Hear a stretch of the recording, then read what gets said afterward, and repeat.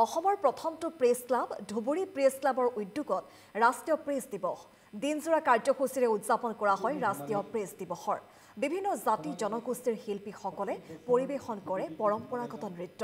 Dhubri press ক্লাবৰ মঞ্চ photography প্ৰদৰ্শনী মুকলি কৰে জিলা আয়ুক্ত দিবাকৰ নাথে অনুষ্ঠানত এনকেটিভিৰ কনসাল্টিং এডিটৰ প্ৰণয় বৰদলৈ উন্মোচন কৰে স্মৃতি গ্ৰন্থ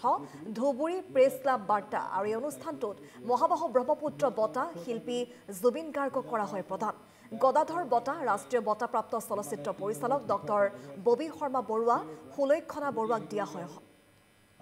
ধুবুৰী গৌৰৱ বঁটাৰ বিভূষিত হয় ক্ৰিকেটাৰ জাভেদ জামান আৰু মুঠ 16 জনকৈ ব্যক্তিক এই বঁটা আৰু প্ৰমাণ পত্ৰ প্ৰদান কৰা হয় ইউপিএছচিত স্থান পোৱা নামনি অসমৰ ঋতুৰাজ শৰ্মাকো জনোৱা হয় সম্বৰ্ধনা আৰু সন্ধিয়া ভাগলৈ জনপ্ৰিয় শিল্পী ময়ূৰী শইকীয়াৰ কণ্ঠৰে জীপাল হয় অনুষ্ঠান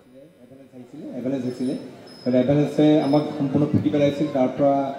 একো হানি বিঘিনি নোহোৱাকৈ আমি ওলালোঁ কিন্তু গোটেই যাত্ৰাত আমাৰ ব্যৰ্থ হৈ গ'ল তাতে সামৰণি পৰিলে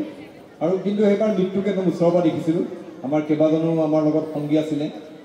সেই সময়ত আমাৰ য'ত কেম্প আছিলে সেই কেম্পতে প্ৰায় 19টা ডেড বডি ওলাইছে আমি য'ত কেম্প পাতিছিলোঁ সেই তাতে 19জন মাউণ্টেইনিয়াৰ তাত মৃত্যু হৈছিলে কিন্তু আমি সৌভাগ্যবশতঃ আমি অলপ ওপৰত আমি এটা ট্ৰেইনিঙত আছিলোঁ সেইকাৰণে আমাক সেই যিটো এভাৰেজ আহিলে যদিও